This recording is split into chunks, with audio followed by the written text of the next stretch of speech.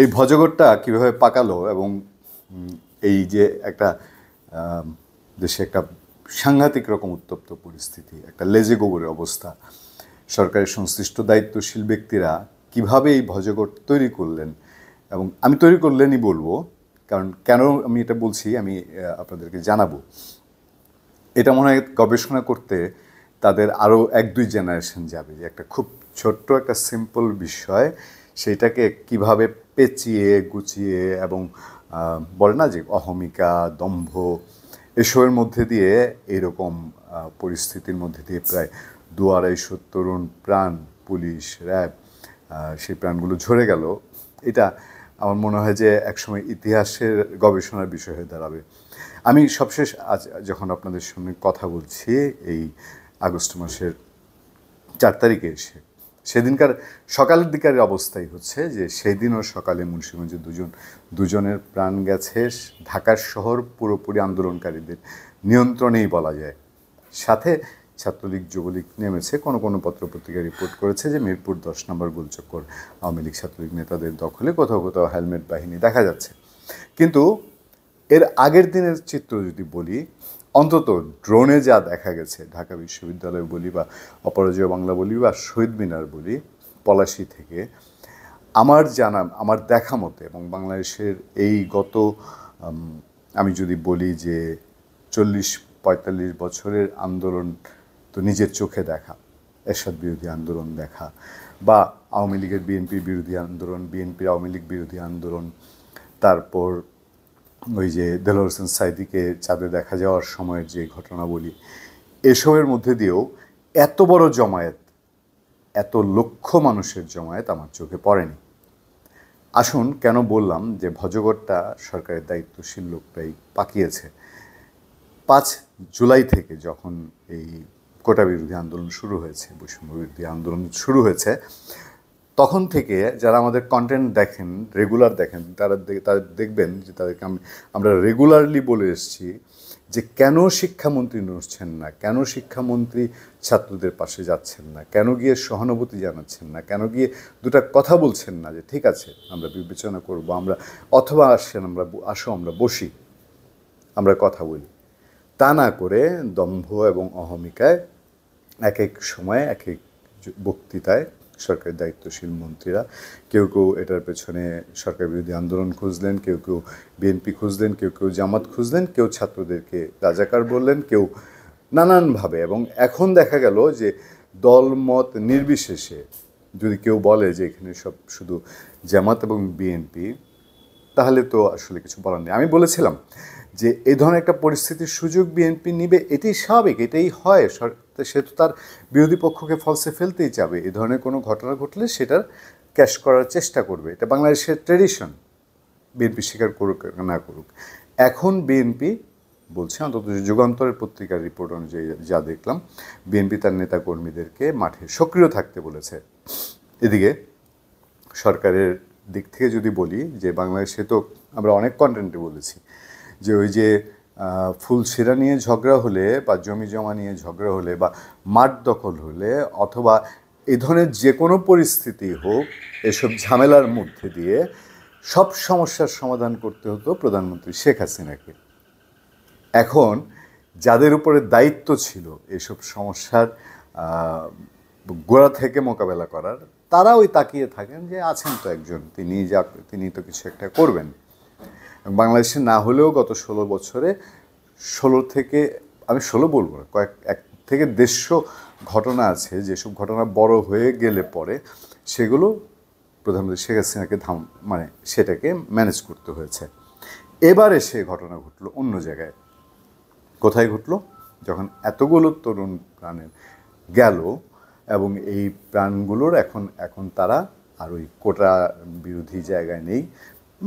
Court সবশেষ যে রায় দিয়েছে আমরা মোটামুটি স্যাটিসফাই হয়েছিলাম যে হ্যাঁ 93% মেধার ভিত্তিতে কোটা থাকতে পারে, এতে কোনো সমস্যার কিছু নাই। বাকিটা তো থাকবেই, বাকিটা কোটা থাকতে পারে, খুব অল্প বিস্তর সেটা। কিন্তু সেই যে মানুষগুলোর প্রাণ গেল, সেই প্রাণগুলোর এখন কেউ কি ফেরত দিতে পারবে? ফেরত দিতে তো পারবে না যাদের পারার কথা, বা যাদের এখানে ব্রেন খাটানোর কথা ছিল আগে, এখনকার তথ্য আরও বেশি অ্যালার্মিং, খুব বেশি। এটা খুবই এই সময়ে এসে আমার 2005 সালের কথা মনে পড়ে যায়।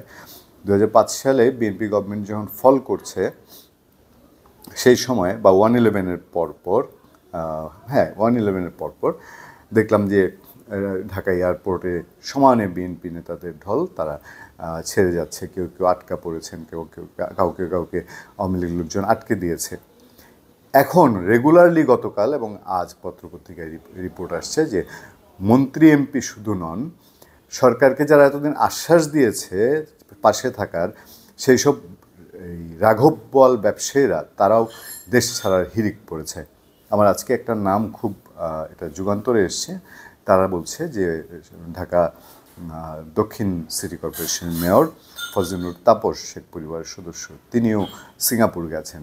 এর আগে তো আরও অসংখ্য নাম এসছে, অর্থমন্ত্রী গেছেন, আরও বেশ কয়েকজন মন্ত্রী গেছেন, আরও আজকে পাইপলাইনের সিরিয়ালে আছে, আমরা সকালে 11টায় কথা বলছি। এইটা কখনোই ভালো সিমটম না। এখন জটিলতাটা কোন দিকে যাচ্ছে শেষ করতে চাই একটা কথা দিয়ে। আমি সবসময় খুব স্পষ্টভাবে, এর আগে আপনারা যারা আমার কন্টেন্ট দেখেছেন দেখবেন যে আমি বলেছি যে হ্যাঁ, আমি যে কোনো অবস্থাতেই এই বৈষম্য এবং কোটা বিপক্ষে, এবং ছাত্ররা যেটি করছে সেটার পক্ষে, কিন্তু কোনো সহিংসতা চাই না, চাই উভয় পক্ষ সমঝোতার মাধ্যমে একটা সমাধানে যাক। এখন আন্দোলন যে পর্যায়ে আছে, বাংলাদেশে আন্দোলনের ট্রেডিশন হচ্ছে এই ধরনের আন্দোলনের 1-2 কোটি না, 100 কোটি টাকার প্রয়োজন হয়, শত কোটি টাকার প্রয়োজন হয়। এখন কোনো ক্ষেত্রে রিকশাওয়ালা বা দিনমজুর অথবা সাধারণ মানুষ, অভিভাবক, তারা পানি দিচ্ছেন বা অন্য কোনো খাবার সাপোর্ট দিচ্ছেন, কিন্তু এগুলো অর্গানাইজ করতে যে বিশাল অঙ্কের ফান্ড, এই ফান্ডটা সম্পর্কে আমি একটু আয়োজকদের কাছ থেকে জানতে চাই যে এইটা কি কোনো চাঁদা তোলা হচ্ছে বা কোনো কিছু।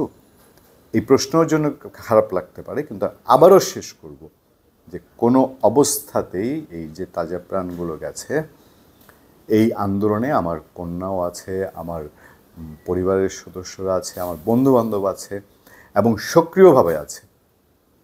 আমি এই আন্দোলনে এবং এই তাজা প্রাণগুলো ঝরে পড়ার বিপক্ষে, এবং সারা পৃথিবী যেরকম কেঁদেছে, আমিও সেই জায়গার একজন মানুষ থেকে আমি এই প্রশ্নটা করছি। আশা করি এসব প্রশ্নের উত্তর মিলবে এবং দেশে এখন যে পরিস্থিতি তৈরি হয়েছে, এখন এতদিন ছিল কোটার বিষয়, এখন এটা চলে গেছে প্রধানমন্ত্রী শেখ হাসিনা বা এই সরকারের পদত্যাগের জায়গায়।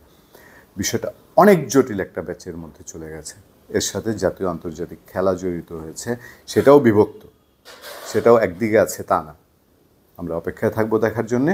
তবে এইটুকুই চাই, এই বাংলাদেশ এখন একরকম, আমি গৃহযুদ্ধের শব্দটা উচ্চারণ করতে চাই না, একটা জ্বলন্ত চুলার উপরে বসে আছে।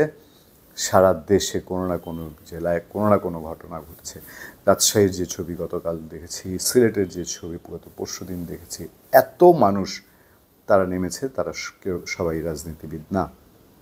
তাই আবারও বলি, বাংলাদেশ সেই গৃহযুদ্ধের মতন কোনো জায়গায় না গিয়ে একটা কিছু সুরাহায় হোক, সেটা কাউকে ত্যাগ করতেই হয় কোনো কিছু, কারণ গদি সারা জীবন থাকে না। আবার এর পেছনে রাজনীতির ভেতরের রাজনীতি, ওই যে যে